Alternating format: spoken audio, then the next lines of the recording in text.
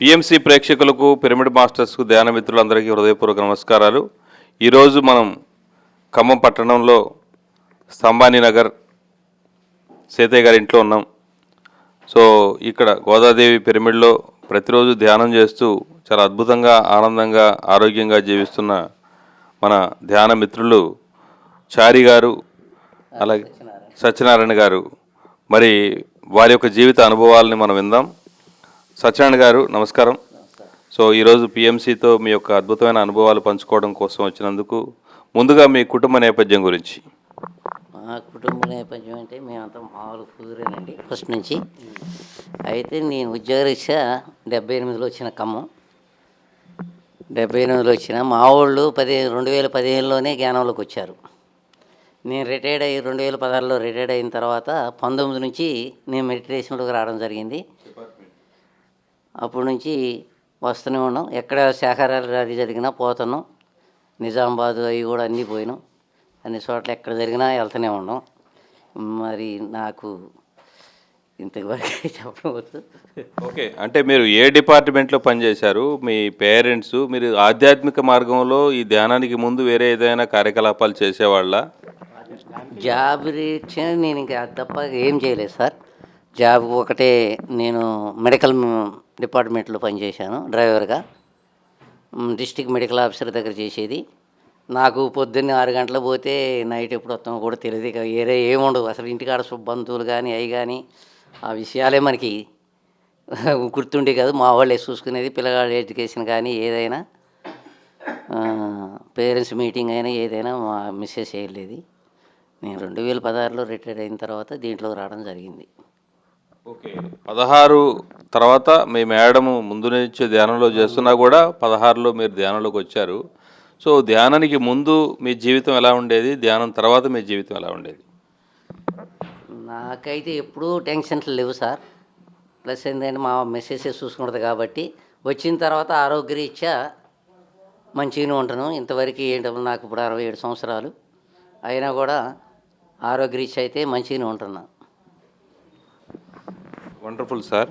So మీరు ధ్యానంలో మరి ఎక్కడ ఏ ర్యాలీ జరిగినా కానీ, ఏదైనా కార్యక్రమాలు జరుగుతున్నా మీరు సేవా కార్యక్రమాల్లో ముందుంటారు. సో తర్వాత మరి ప్రతిరోజు ఇక్కడ సండే కూడా హ్యాపీ సండే కార్యక్రమాలు చేస్తుంటారు. ఇది చేస్తున్నప్పుడు మీకు ఎలా ఉంటుంది? ఇప్పుడు నాకు ఇక్కడ ఒక కార్యక్రమం చెప్తారు సార్. పొద్దుపూట కుర్చీలు వేయటం, గిన్నెలు గిన్నె సదరటం, మళ్ళీ అయిపోయిన తర్వాత భోజనాలు అయిపోయిన తర్వాత మళ్ళీ అవన్నీ తుడిపియటం, మళ్ళీ అన్నీ చదువుకోవటం చేయటం. ఆధ్యాత్మికంగా అయితే నాకు మంచిగానే ఉంది సార్. ఇప్పుడు వరకు మాకేమీ పిల్లల వల్ల కానీ మా ఇంట్లో ఆర్థిక పరంగా కానీ ఏదైనా మంచిగానే ఉంది sir. So wonderful sir. So మన ఈ ధ్యానం ద్వారా మీరు వచ్చారు. మరి పిఎంసి గురించి మీ మాటల్లో. పిఎంసిని గురించి నాకు ఎక్కువ తెలియదు సార్. పిఎంసికి నేను మన సాధన అయినది ఏదో ఒకటి సాయం చేస్తానే తప్ప పిఎంసిని గురించి అయితే నాకు లోతుగా తెలియదు. అప్పుడు పిఎంసి ఇప్పుడు రావట్లేదు కదా సార్. ఓకే, పిఎంసి రావట్లేదు. ఆయన అడిగింది నేను, ఎవరిని, రమేష్ గారిని. మనం ఇల్లింది రమేష్ ఉండదు కదా. అయితే ఆ పిఎంసికి ఏదో కట్టాలంటే కూడా మధ్యన 2000 కట్టాను నేను. అయితే మరి ఇప్పుడు అదేదో ₹1,00,00,000 కట్టాలి, ఇప్పుడైతే రాదండి, దానికి చాలా ప్రాసెస్ ఉందని చెప్పారు. ఓకే, చాలామందికి ఇది ఒక అపోహ ఉంది. పిఎంసి రావట్లేదు అంటే పిఎంసిలో మనకి ఎయిర్టెల్ ఇంతకుముందు మనం ఉండేది, ఆ ఎయిర్టెల్లోంచి మనం తీసేసి లోకల్ సిటీ కేబుల్ ఛానల్స్, ఇంకా జియో, తర్వాత ఇంకా లోకల్గా కొన్ని ఛానల్స్ ఉన్నాయి. మనం ఆ డీటెయిల్స్ అన్నీ కూడా మనకి ఇవ్వడం జరిగింది. కాబట్టి మీరు ఆ ఛానల్స్ మార్చుకోండి. జియో పెట్టుకోవచ్చు, లేదంటే మీకు ఇంటర్నెట్ ఉంటే ఇంటర్నెట్లో యూప్ ఛానల్ ద్వారా, ఆ యూప్ ఓటీటీ ద్వారా మీకు అందులో పిఎంసి ఛానల్ టీవీ మనకు వస్తుంది. కాబట్టి మనకి ఇంతకు ముందు వచ్చే ఎంఎస్ఓల ద్వారా రావట్లేదు. ఇప్పుడు దాన్ని మార్పు చేర్పులు జరిగినాయి. ఎందుకంటే మరి ప్రతి సంవత్సరం మనకు దాన్ని కట్టే డబ్బులు చాలా కాస్ట్లీ అవుతున్నాయి. కాబట్టి ఆ ఖర్చు తగ్గించుకోవడం కోసం మనం మార్చుకున్నాం అంతే. కొంచెం రూట్ మార్చాం. కానీ మరి ఇంతకు ముందు కంటే కూడా ఇప్పుడు అద్భుతంగా ఇంకా క్వాలిటీలో కూడా పెంచుతూ మనం రెజల్యూషన్ కూడా పెరిగింది. ఇంతకుముందు 720 ఆర్పీ మనకు రెజల్యూషన్ వచ్చేది, ఇప్పుడు 1080 రెజల్యూషన్ వస్తుంది. కాబట్టి డెఫినెట్గా మీకు ఇప్పుడు తెలుసుకొని మీరు ఇంటికి వెళ్ళిన తర్వాత ఆన్ చేసుకోవచ్చు. Thank you very much. Chari గారు నమస్కారం అండి.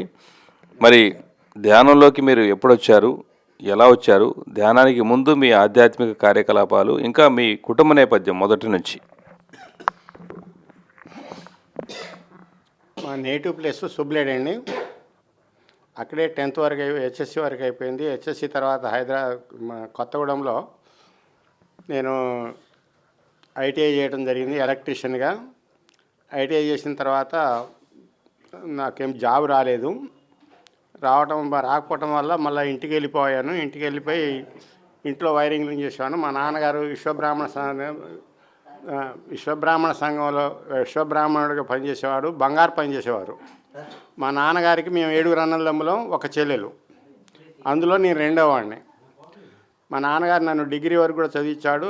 నాకు ఉద్యోగం రాకపోవడం మూలంగా మా తమ్ముడిని మా తమ్ముడిని కూడా చదివానంటే చదివలేదు మా నాన్న అదేంటంటే నీకే ఉద్యోగం రాలేదు, నేను డిగ్రీ చేశాను, ఐటీఐ చేశాను, చాలా చేశాను, కానీ నేను రాలేదంటే టైం రావాలి నాన్న ఎవరికైనా అది అని నేను చెప్పడం జరిగింది. ఆ తర్వాత నాకు మ్యారేజ్ సెటిల్ అయింది. మ్యారేజ్ సెటిల్ అయిపోయినాక తర్వాత 1 సంవత్సరంలోనే నాకు జాబ్ మళ్ళా టెంపరీగా ఉద్యోగం వచ్చింది ఎలక్ట్రిసిటీలో ఉద్యోగం వచ్చినాక ఆ తర్వాత అదే రెగ్యులర్ అయిపోయింది. దాని తర్వాత ఇక బిల్ కలెక్టర్గా, ఎల్డీసీగా, యూడీసీగా నేను ప్రమోషన్ అయ్యి నేను రిటైర్ అయ్యాను. నాకు ఒక కొడుకు, 2 బిడ్డలండి. కొడుకు అమెరికాలో ఉంటాడు, వాడు కూడా 17 సంవత్సరాలు అయిందండి అమెరికా వెళ్ళి. ఇక మా పెద్ద పాపము ఎంఎస్సీ ఎంఈడి చేసిందండి, ఆమె బీఈడి కాలేజీ లెక్చరర్ చేస్తుంది. 2వ పాప ఎంఎస్సీ బీఈడి చేసింది, ఆమె ఇది శ్రీ చైతన్య కాలేజీలో ప్రిన్సిపల్గా చేస్తుందండి. సరే వాళ్ళందరూ వెల్ సెటిల్డ్, నాకు కూడా ఏమి ఇబ్బంది లేదు, నాకు కూడా మంచి పెన్షన్ వస్తుంది. నాకైతే ఇక్కడ మా పెద్ద పాపే ఉంది, పెద్ద పాప అన్ని చూసుకుంటుంది. దానికి తోడు ఏమైందంటే మా మేడం గారు ఇప్పుడు లేరండి, వారు చనిపోయి కూడా ఇప్పటికి 5వ సంవత్సరం నడుస్తూ ఉంది. నేను 2017లో ధ్యానంలోకి రావడం జరిగింది. ఎలా జరిగిందంటే మా భారతి ఉన్నదండి, ఆ భారతి మా ఇంటి ముందు పోతూ ఊరికి అనేది అన్నయ్య రాండి అంటే వస్తాం లేరా అని. నేను శివభక్తుడిని అండి, నాకు శివుడు అంటే చాలా ప్రేమ, చాలా ఇష్టం కూడా. ఆయన ఏది చెప్తే నాకు ఆయన మీద ఉన్నటువంటి భక్తి లేదండి. ఆ తర్వాత ఎప్పుడైతే నేను 2017లో ఎంటర్ అయ్యానో అదే సంవత్సరం నేను కడతాలు రావడం కూడా జరిగింది. దాంతోపాటు ఎవరెవరు వచ్చారంటే సీతయ్య గారు, నేను, ఏలమంచులు గారు, నరసింహారావు గారు, ప్రసాద్ గారు, వీళ్ళందరం కలిసిపోయామండి కడతాలు. పోతే అక్కడ ఎంతమంది ఏం చేసినా కూడా పిన్ డ్రాప్ సైలెన్స్ అండి. అన్ని రకాల వసతులు ఉన్నాయి, అన్ని రకాలుగా మనకు కన్వీనియంట్గా ఉన్నాయి. Pin drop silence. 2వ పాయింట్ ఏంటంటే అక్కడ ఒక పోలీసు ఉండేవాడు కాదండి. అంతమంది జనంలో కూడా ఒక పోలీసు ఉండేవాడు కాదు. ఎవడు ఒకడికొకడు తన్నుకోవటం కానీ, కొట్టుకోవటం కానీ, నెట్టుకోవటం కానీ ఉండేది కాదండి. ఎవరికి వాళ్ళే, ఎవరైతే మెడిటేషన్కి వచ్చారో వాళ్ళకి ఆ డిసిప్లిన్ ఆటోమేటిక్గా వస్తుంది అనేది నాకు నమ్మకం చేరిందండి. ఆ నమ్మకంతో అలాగే 17 నుండి ప్రతి సంవత్సరం కూడా నేను కడతాలు వెళ్తామండి. నేను 1 రోజు, 2 రోజులు, 3వ రోజు ఉంటానండి. 3వ రోజు దాకా వచ్చి వెళ్ళేస్తామండి. ఇంకా అలాగే మా ఆవిడ కూడా మంచిగా చేసిందండి. అంతకుముందు నేనైతే నాన్ వెజ్ బాగా తినేవాళ్ళం అండి. ప్రతి సండే తప్పనిసరి తీసుకునేవాళ్ళం. అలాంటిది ఏమైందంటే ఎప్పుడైతే వచ్చినా కూడా ఒక 2-3 నెలల దాకా తిన్నామండి. వీళ్ళందరినీ చూసేసి వాళ్ళందరూ వాస్తవంగా నేనైతే ప్రతి కార్తీక మాసంలో నాన్ వెజ్ తీసుకోం. అరే మన అప్పుడు 4 రోజులు తీసుకున్నాం, ఇప్పుడు తీసుకోకపోతే ఏమైంది అనేది ఒక మొండి ధైర్యంతో ఏం చేశానండి, చూద్దాం ఏం జరుగుతుందో చూద్దామని ఉన్నానండి. ఇప్పుడు ఈ రోజు వరకు కూడా నాన్ వెజ్ అనేది నేను ముట్టుకోనండి. ఎవరన్నా తింటా అంటే కూడా నేను అసహించుకుంటా, కానీ మరి అసహించుకోవటం కూడా కరెక్ట్ కాదు కదా. మనం వాళ్ళకి ఇష్టమైంది మనం ఏం చేయలేము. ఇప్పుడు మా అల్లుళ్ళు వస్తారు, వాళ్ళు తింటారు, మా బిడ్డలు తింటారు, వాళ్ళు తింటారు. చెప్పినా కూడా వాళ్ళకి ఇంకేం అర్థం కావట్లేదు. నేను అక్కడికి విపులంగా చెప్పాను, మటన్ తింటే 48 గంటలు పడుతుంది అరగటానికి, చికెన్ తింటే 24 గంటలు పడుతుంది. అదే ఆ కూరగాయలు తినండి, ఇప్పుడు తింటే రాత్రికి అరిగిపోద్ది. దానివల్ల ఆరోగ్యం బాగుంటుందని కూడా నేను చెప్పడం జరిగింది. వాళ్ళకి చెప్పినా కూడా నాన్న నీకు ఏజ్ వచ్చింది కాబట్టి నువ్వు అనుభవించావు కాబట్టి నీకు ఇప్పుడు వద్దనేది పడ్డది, మేము ఇంకా ఏం లేదు కదా నాన్న అది అని అంటారు. అన్నా కూడా చెప్తాను నేనైతే, నేను చెప్పడం నా ధర్మం, వింటేనో మీ అదృష్టం, లేకపోతే మీ కర్మకి ఎవరు చేసేది లేదని నేను వదిలిపెట్టేశానండి. వాళ్ళైతే క్రమేణా తగ్గించారు. వాళ్ళు ఏం చేశారంటే అంతకుముందు రెగ్యులర్గా వారానికి 2-3 సార్లు తింటేవాళ్ళు ఇప్పుడు వారానికి వచ్చి నెల రోజులకు వచ్చారు. వాళ్ళు క్రమేణా తగ్గించుకుంటూ వచ్చేస్తారు. దానికి మాత్రం నేను చాలా హ్యాపీ ఫీల్ అవుతున్నానండి. మెడిటేషన్లోకి వచ్చినాకనే ప్రశాంతత ఉంటుందండి. దాంట్లో 1 గంట సేపు కనుక మనం మెడిటేషన్ చేస్తే ఒక రోజంతా ఎనర్జీ ఉంటుంది. 1 గంట సేపు మనం కనుక ప్రత్యక్షంగా కూర్చోండి, మనస్సు కనుక ఒక దగ్గర పెట్టి కూర్చోండి, ఆ రోజంతా ఎనర్జీ ఉంటుంది. రెండోది మైండ్ కూడా చాలా ప్రశాంతత ఉండదండి. ఏదైనా పని చేద్దామన్నా కూడా పర్ఫెక్ట్గా చేస్తాం. నాకు కూడా మొదటి నుండి కూడా అలవాటు అండి. ఏ పని చెప్పినా వాళ్ళు నా వాళ్ళు కానీ బయట వాళ్ళు కానీ ఎవరికైనా కానీ వాళ్ళు డబ్బులు ఇస్తారా ఇవ్వరా అనేది తర్వాత విషయం. చేసే పని మాత్రం పక్కా ఉంటుందండి. నేను ఇచ్చే అడ్వైజెస్ కూడా అంతే ఉంటాయండి. ఎవరికైనా చెప్పినా ఎవరైనా ఏదైనా అడిగారు అనుకోండి పర్ఫెక్ట్ అడ్వైజ్ చేస్తా. ఎందుకంటే నాకు భయం ఏంటంటే ఇవాళ నాకు చెప్పినాక వాడు ఇంకోవాడిని అడిగితే ఏమవుతుంది, అప్పుడు వాడు కరెక్ట్ చెప్పిండు అనుకో వాడు నన్ను బదనాం చేస్తాడు. నాకున్న పరిధిలో నాకున్న జ్ఞానం ప్రకారం వాళ్ళు చెప్తారండి. అది నా అభిప్రాయం, నాది అట్లా ఉంటుందండి. అయితే దానికి తోడు ఇంకా గమ్మత్తు ఏంటంటే మాకు అదృష్టం ఏంటంటే ఈ ఆనందప్రసాద్ గారు పరిచయం కావడం చాలా ఆనందంగా ఉన్నది.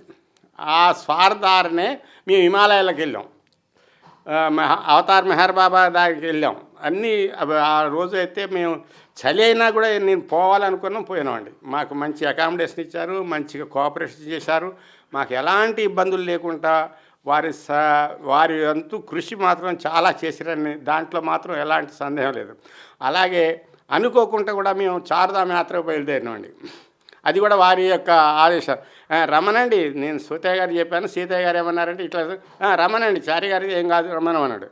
వచ్చామండి. వచ్చినాక కూడా మమ్మల్ని చాలా జాగ్రత్తగా తీసుకుపోయి అంత అయిపోయినాక వస్తున్నప్పుడు నాకు కింద పడ్డానండి. కింద పడితే ఇక్కడ సీతయ్య గారు కానీ ఆజాద్ గారు కానీ ఆనంద్ ప్రసాద్ గారు అయితే కంగారు పడుతున్నారు. చారి గారికి ఏందో కింద పడ్డాడు, రాళ్ళు రప్పలు ఉన్నాక సార్ నాకేం కాలేదు కానీ ఉండండి సార్ నేను చిన్నగా వస్తున్నాను లేండి అని అన్నాక అప్పుడు వాళ్ళు ప్రశాంతంగా ఉండి ఒక దగ్గర ఉన్నారు. ఇంకా ఎటు అక్కడి నుండి కాలకుంటున్నారు. నేను వచ్చిన దాకా ఉండి ఆయన తీసుకొచ్చారండి. అది మాత్రం అది ఆనంద ప్రసాద్ గారి వల్లనే నాకు చూసే యోగ్యత కలిగిందండి.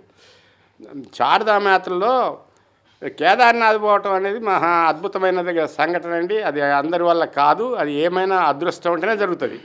అలాగే మన అనే విలేజ్కి వెళ్ళామండి. అక్కడ కూడా చాలా బాగా చూశారు, చాలా బాగా నాకు బాగా కోఆపరేట్ చేశారు. నేను అక్కడ సరస్వతి నదిని చూసామండి. మనకి ఇండియాలో ఎక్కడ సరస్వతి నది కనబడదు. మన విలేజ్ కాడనే 1 కిలోమీటర్ ఉంటే అంతే కదండి. 1 కిలోమీటరే మనకు కనబడుతుంది సరస్వతి నది, ఇంకెక్కడా కనబడదు. మన విలేజ్ దగ్గర నుండి చూస్తేనే ఆ మన విలేజ్ అవతల రోడ్డు మీదకి వెళ్ళి కొంత దూరం వస్తుంది, అలకనంద దాంట్లో కలుస్తుంది. ఇక అంతే. సరస్వతి నదిని చూడటం అనేది నా అదృష్టం. సరే ఇక నేను అక్కడ చేయాల్సిన కార్యక్రమాలు చేసాం. మేము వచ్చిన దాకా వాళ్ళు మా కొరకు వెయిట్ చేశారు. మమ్మల్ని తన్నంటే ఉన్నారు. మమ్మల్ని ఎక్కడికైనా చారి గారు రాలేదు, వారు రాలేదు, వీరు రాలేదు, అన్నీ పరిశీలన చేసుకుంటూ చాలా జాగ్రత్తగా తీసుకుపోయినందుకు వారికి మరీ ధన్యవాదాలు. ఇంక ఇలాంటివి ఏదైనా ఉంటే మాత్రం నేను పోతానండి. నాకు ఆ రోజుకు 76 ఇయర్స్. అక్కడ పోయిన రోజుకు నాకు 76 ఇయర్స్. నాకు ఏజ్ ఉంది కానీ మీకేం భయం లేదు, మీ అందరం ఉన్నాం కదా అన్నారు ఆనంద్ ప్రసాద్ గారు. అన్నట్లనే నాకు ఒక బస్సులో కూడా మంచి సీట్ ఇచ్చారు. భోజనాల కాడ కానీ ఎక్కడ కానీ నాకు ఇచ్చేటువంటి ప్రాధాన్యత మరవలేనిదన్నమాట. వారి యొక్క సాంగత్యం వల్లనే నేను అటు హిమాలయాలకు వెళ్ళడం జరిగింది. దానితో ఇదంతా ఎలాంటి అంటే ఘాట్ రోడ్ అండి. ఆ రోడ్ల మీద వాళ్ళు బస్సులు నడుపుతుంటే కూడా భయం వేస్తుంది మనకు. కానీ మంచి పర్ఫెక్ట్ డ్రైవర్స్ ఉన్నారండి. సార్ ఎంచుకోవటం కూడా మంచి డ్రైవర్స్ని ఎంచుకున్నారు. మంచి కోఆపరేషన్ ఉంది, మంచిగా అకామిడేషన్ ఇచ్చారు. దానికి మాత్రం ధన్యవాదాలు. నేను దీనికి వచ్చినాక మాత్రం చాలా ప్రశాంతత ఉన్నదండి. నేను ప్రతిరోజు నాకు దానికి టైం అంటూ ఉండదండి. రెగ్యులర్గా చేయాలనేది టైం ఉండదు. ఎప్పుడు టైం దొరికితే అప్పుడు పోయి కూర్చుంటానండి. మెడిటేషన్ మీద కూర్చుంటాను. ఓకే వీలుగా ఉంటేనేమో ఇక్కడ నేను గోదాదేవి పిరమిడ్కి వస్తాను, లేకపోతేనేమో రానండి. నాకున్నటువంటి సమస్యలతోటి నేను జాగ్రత్తగా ఉంటానండి. ఇదేనండి నా యొక్క ఉద్దేశము. Wonderful sir. మరి పిఎంసి గురించి మీ మాటల్లో పిఎంసి ప్రేక్షకులకు మీ సందేశం. పిరమిడ్ మెడిటేషన్ ఛానల్ అనేది చూడవలసిన ఛానలేనండి.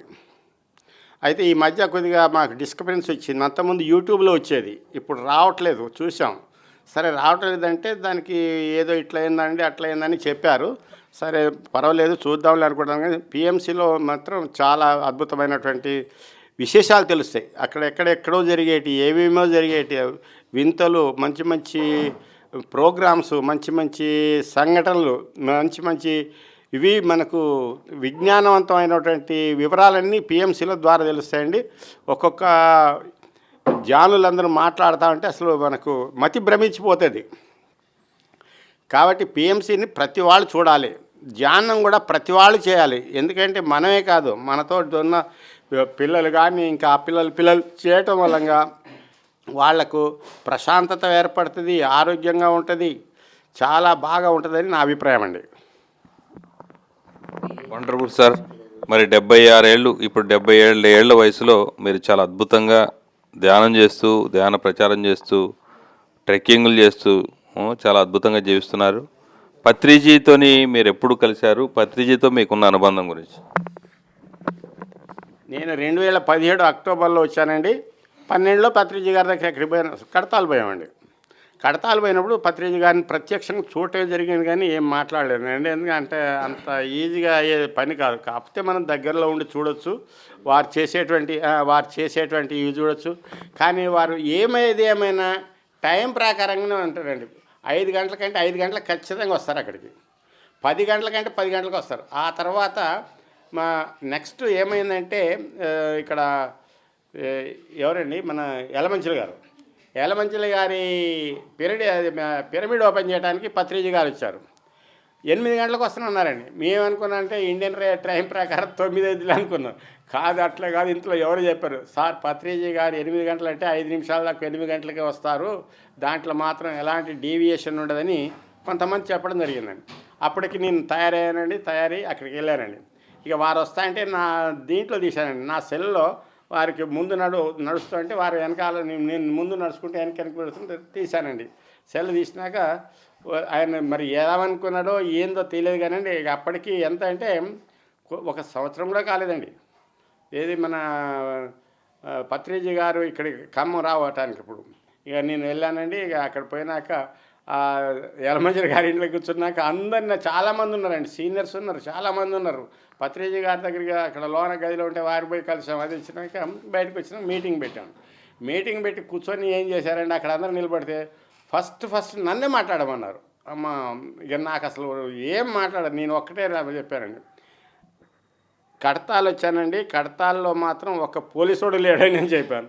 ఒక్క పోలీసులు లేడుకోకుండా పిన్ డ్రాప్ సైలెన్స్ అండి. ఏ వస్తువు పోయినా మనకు ఆ వస్తువు ఎక్కడైతే పడదో అక్కడే ఉంటుంది అనేది మాత్రం దాన్ని బాగా నమ్మానండి. అక్కడ అంత నిజాయితీగా ఉన్నందుకు ఈ పత్రిజీ గారి మహాత్మ్యం అనుకొని ఉన్నానని చెప్తే చాలా హ్యాపీ ఫీల్ అయ్యారు. ఇక దాని తర్వాత అదే మొదటి సంబంధం అండి, పత్రిజీ గారిని చూడటం చాలా ఆనందంగా ఉన్నదండి. Okay sir, thank you. మరి పిఎంసికి మీ అద్భుతమైనటువంటి అనుభవాలు పంచుకున్నందుకు. అలాగే రోషయ్య గారు నమస్కారం సార్. సో మీ ఫ్యామిలీ, మీ కుటుంబ నేపథ్యం గురించి. బ్రహ్మర్షి పత్రిజీ గారికి నా నమస్కారాలు. ముఖ్యంగా మన ఈ ఆనంద ప్రసాదరావు గారు ఈ కార్యక్రమానికి నన్ను ఆహ్వానించినందుకు వారికి ముఖ్యంగా ధన్యవాదాలు తెలియజేస్తున్నాను. మా కుటుంబ నేపథ్యంలో మా నాన్నగారి పేరు చౌదరి అండి. మాది భద్రాచలం దగ్గర బూరంపూడి మండలం బూరగంపాడు మండలం గండపురం అండి. మా ఊరికి అసలు సౌకర్యాలు రవాణా సౌకర్యాలు ఏం లేవు. మేము భద్రాచలం నుంచి మా ఊరికి 15 కిలోమీటర్లు, అక్కడి నుంచి నడుచుకుంటూ పోయి చదివేది భద్రాచలం బూరంపాడు మండలంలో.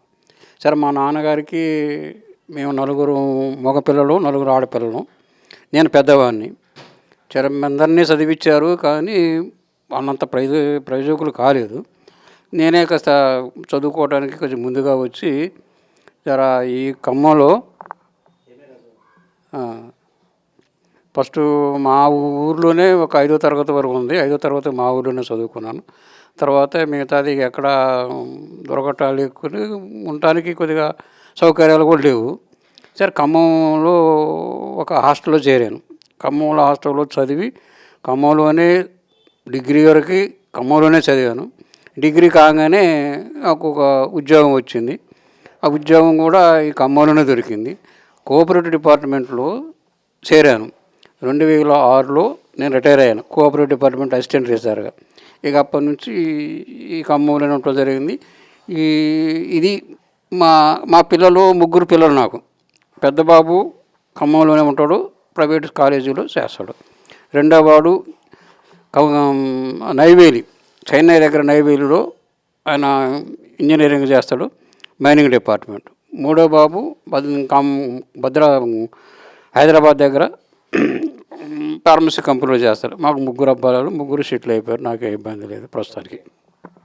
మీరు ఈ ధ్యాన మార్గంలోకి ఎప్పుడొచ్చారు? మీ ధ్యానం ద్వారా మీరు పొందినటువంటి అనుభవాలు, ధ్యానానికి ముందు ఎలా ఉండేది, ధ్యానం తర్వాత ఎలా ఉండేది? ధ్యానానికి నేను రావడానికి ఫస్ట్ కారణం, నేను 2006లో రిటైర్ అయ్యాక నేను వాకింగ్కి జరుగుతుంటే నాకు సీతయ్య గారు కలిశారు దారిలో. సీతయ్య గారు కలిసి ఏమండి మీరు ఏంటి అయితే అంటే చెప్పిన తర్వాత మీరు ధ్యానానికి రండి, ధ్యానానికి వస్తే మీకు మంచిగా ఉంటుంది అన్నట్టు. సీతయ్య గారి ద్వారాగా నేను ధ్యానానికి వచ్చాను. సీతయ్య గారు ధ్యానానికి వచ్చిన తర్వాత ఏదో ఫస్ట్లో కొద్దిగా ధ్యానానికి కొద్దిగా ఇబ్బంది అయ్యేది, కూర్చోలేకపోయేది, కన్నమ్మ నీళ్ళు వచ్చాయి, ఎంతేదో చాలా చికాకుగా ఉండేది. అయినా సరే కూర్చోవటం జరిగింది, ధ్యానంలోకి వచ్చాను. అయితే ఒకసారి సీతయ్య గారు ఏం చేశారంటే, మనకి ధ్యానంలో ఒక 3 గంటలు ధ్యానం చేయాలండి మీరు, మనం అందరం కలిసిపోయి 3 గంటలు ధ్యానం చేయాలని ఒక టీచర్ గారి ఇంట్లో పెట్టారు ప్రోగ్రాం. టీచర్ గారి ఇంట్లో పెడితే పోయా. నేను గంట సేపు కూర్చోలేను అని, నేను 3 గంటల కూర్చుంటారా అని భయపడుకుంటూనే పోయి కూర్చున్న తర్వాత ఇక ధ్యానంలోకి పోయా. ధ్యానంలోకి పోయిన తర్వాత నాకు ఏం జరిగిందంటే ఒక విచిత్రం జరిగింది. అది ఆ ధ్యానంలోనే ఎక్కడో ఒక తోటలోకి వెళ్ళినాం. ఆ తోటలోనే ఆడుకుంటా పాడుకుంటా ధ్యానం చేసుకుంటా అవన్నీ ఈ 3 గంటలు కూడా అక్కడే ఆ తోటలోనే ఉన్నాం. అయితే ఆ ధ్యానం అయిపోయిన తర్వాత, భోజనం అయిపోయిన తర్వాత ఒక అమ్మాయి మనం చాలాసేపు ఇక్కడ ఉండమండి, మరి మనం ఇంటికి వెళ్దామనండి అన్నది. సరేలేని ఒక అమ్మాయి నన్ను ముందు తీసుకుని వెళ్తుంది. ఎవరు అమ్మాయి కూడా నాకు పెద్దగా గుర్తు లేదు, వెనక మన పాల పట్టీలే కనపడ్డాయి అమ్మాయికి, నాకేం కనిపించలేదు. సరే అదేమన్నా అమ్మాయి ఇంటికి తీసుకెళ్ళింది. ఆ ఇంటికి తీసుకెళ్ళిన తర్వాత సరే మనం నడుచుకుంటూ వచ్చినాం కదండి, మరి కాళ్ళు కడుక్కుందాం అన్నది. సరే కాళ్ళు కడుక్కుందాం అనుకొని ఆ బావిలో నుంచి నీళ్లు తవ్వి తొట్టులో పోసింది. మీరు కడుక్కోండి అని నాకు చెంబు ఇచ్చింది. అదేం చెంబు? ఎండి చెంబు ఇచ్చింది. ఆ ఎండి చెంబుతో నేను కడుక్కుంటున్నా, ఆ అమ్మాయి బంగారపు చెంబుతో కడుక్కుంటుంది. ఏందమ్మాయి నువ్వు నాకు ఎండి చెంబు ఇచ్చి నువ్వు బంగారు చెంబు ఇచ్చినదని నేను గబలాటపడా. అయితే ఇంతలోకి మేడం గారు ఓకే అన్నారు, వచ్చేసి బయటకు వచ్చి. అసలు నేను పైకి రావాలంటే శరీరం అంతా చాలా ఎంతో గట్టిగా ఉండదు, లేకపోయాను. ఒక 10 నిమిషాల దాకా, 2 నిమిషాల దాకా అట్లే ఉండిపోతే లేచిన తర్వాత చూసిన తర్వాత బయటకు వచ్చిన తర్వాత అది ఏంది నాకు, మా అమ్మాయి నాకు ఎండు చెంబు ఇవ్వటం ఏంది, బంగారం చెంబు ఇవ్వటం ఏంది నేను ఆలోచించుకుంటే నాకు పత్రిక గారు నాకు ఒక మెసేజ్ ఇచ్చిండు. అరే బాబు, నువ్వు ఇప్పటిదాకా నడిచిన బాట బాగలేదు, ఇప్పుడు నువ్వు ఎండు బాటలో నడుస్తున్నావు, నీకు బంగారు బాట నడవాలంటే నువ్వు నీకు బంగారు చెంబు కావాలంటే నువ్వు బంగారు బాట నడవాలని మెసేజ్ ఇచ్చిందని నేను అనుకున్నా. అది నాకు చాలా బాగా అనిపించింది. ఇక అప్పటి నుంచి నేను మెడిటేషన్ని తప్పకుండా నేను రోజు చేసుకున్నాను. ఇంటి దగ్గర కూడా రాత్రి తెల్లవారుజాము 4 గంటలు లేచి మెడిటేషన్ చేసుకొని గోదావరి పిరమిడ్కి వచ్చేది వేరే మీద. ఈ లోపల ఈ ఆనందప్రసాద్ గారి స్పీచ్లు ఎక్కడున్నా కూడా వారు పిలిచినప్పుడల్లా ఆనందప్రసాద్ గారి స్పీచ్ ఏంటని అవన్నీ చాలా నాకు బాగా అనిపించింది. ఇక మెడిటేషన్ అంటే ఏంటి, ధ్యానం అంటే ఏంటని అప్పుడు నాకు తెలిసిన తర్వాత ఇక అప్పటి నుంచి నేను మెడిటేషన్ ధ్యానంలోనే నేను గోదావరి పిరమిడ్లోనే ధ్యానం చేసుకుంటూ ఉంటున్నాను. Wonderful sir. ఇంకా పత్రిజీని మీరు ఎప్పుడు కలిశారు? పత్రిజీతో మీకు ఉన్నటువంటి అనుబంధం, పత్రిజీతో మీ ప్రయాణం. పత్రిజీ గారితో పత్రిజీ గారు కలిసినట్టు అంటే నేను ఫస్ట్ మన తిరుమలాపాలెం దగ్గర పిరమిడ్ ఉంది చూశారు, అది దాని పేరు మనం కాస్మిక్ వ్యాలీకి పత్రిజీ గారు వస్తున్నారని సీతయ్య గారు చెప్పిండు. సీతయ్య గారు సరేలేండి మరి ఎట్లా అంటే సీతయ్య గారు ఆ మేడం గారు కూడా మా కారులో ఉందో రండి, కారులో పోదామని సీతయ్య గారు తీసుకుని పోయిండు అక్కడికి పోయిన తర్వాత పత్రిజీ గారిని అప్పుడు కలుసుకున్నాను నేను ఫస్ట్. తర్వాత మన ఎలవంచులు గారి ఇంటికి వచ్చినప్పుడు కూడా కలుసుకున్నా. తర్వాత మన మీటింగ్ పెట్టుకున్నాం ఇక్కడ అయ్యదేవర ఫంక్షన్ హాల్ అని ఉంది ఇక్కడ ఖమ్మంలో. అక్కడ ఫంక్షన్లో మనం గోదాదేవి పిరిమిడి మనందరం కలిసి ఫంక్షన్ పెట్టుకున్నాం. అయిపోయి ఆ ఫంక్షన్లో పత్రిజీ గారు నన్ను పిలిచిండు, నువ్వు రా అని పిలిచి మైక్ ఇచ్చిండు. మైక్ ఇచ్చి ఏది చెప్పాను చాలా ఏ అడిగిండు, మాట్లాడినా చెప్పుకున్నాం, అయిపోయింది. అది ఆ ఫోటో కూడా నేను దగ్గర పెట్టుకున్నా, పత్రిజీ గారితో దిగిన ఫోటో కూడా. అది చాలా నాకు ఆనందం. పత్రిజీ గారిని నేను కలవను అసలు ఏమిటో అనే చాలా భయం ఉండేది. అనుకోకుండా వారిని కలిసి వారితో మాట్లాడడం నాకు చాలా అదృష్టం అనిపించింది. Wonderful sir. ఇంకా మీ ధ్యాన జీవితంలో మీరు ఈ ధ్యానం ద్వారా మీరు ఎదుర్కొన్నటువంటి సమస్యలు కానీ, ఒక క్లిష్టమైన పరిస్థితుల నుంచి బయటపడిన సంఘటనలు కానీ, ఇంకా ఏదైనా ఒక అద్భుతమైనటువంటి అనుభవాలు? ధ్యానం గురించి చెప్పాలంటే నేను ధ్యానంలో వచ్చిన తర్వాత నాకు ఏ విధమైనటువంటి ఆపదలు రాలేదు చెప్పుకోవాలంటే. చాలా బాగుంది. నాకు ఇప్పుడు 77 సంవత్సరాలు అయినా సరే నేను ప్రత్యేకంగా ఈ ధ్యానం గురించే ఆలోచిస్తే తప్ప నాకు వేరే రిటైర్డ్ అయిన తర్వాత నేను ఏం చేయాలి ఏంది అనేది నాకు చాలా బాధగా ఉండేది. అయితే ఈ సీతయ్య గారు నన్ను ధ్యానంలోకి తీసుకురావడం వల్ల నాకు చాలా మంచి అనిపించింది. ఇప్పుడు నాకు చాలా ఆరోగ్యంగా ఉన్నాను, ఆనందంగా ఉన్నాను. ఉద్యోగం చేసినప్పుడు ఏం చేసిన ఏదో నాకు అర్థం కాలేదు, కానీ ఇప్పుడు మాత్రం నా జీవితం చాలా ఆనందంగా ఉందని చెప్పుకోదలుచుకున్నాను. Wonderful sir. మరి పిఎంసి గురించి మీ మాటల్లో? సారు ఒక విషయం పిఎంసి చెప్పాలంటే నేనైతే పిఎంసిలో నెంబర్ లేను, అయినా జర దాన్ని తెలుసుకుంటున్నా కానీ చాలా బాగుంది. పిఎంసి అనేది అది మనకు చాలా అదృష్టమైనటువంటి ప్రక్రియ. అది దాన్ని చూసుకోవడం చాలామంది దాని ద్వారా చాలా విషయాలను మనం నేర్చుకుంటున్నాం కాబట్టి అది చాలా మంచిగా ఉందని నా ఉద్దేశం. Thank you sir. మరి ఈరోజు మీరు పిఎంసితో మీ అద్భుతమైన అనుభవాలు పంచుకున్నందుకు మీకు హృదయపూర్వక కృతజ్ఞతలు తెలియజేస్తూ థ్యాంక్ యూ వెరీ మచ్. చూస్తూనే ఉండండి పిఎంసి ప్రతిక్షణం సత్యదర్శనం.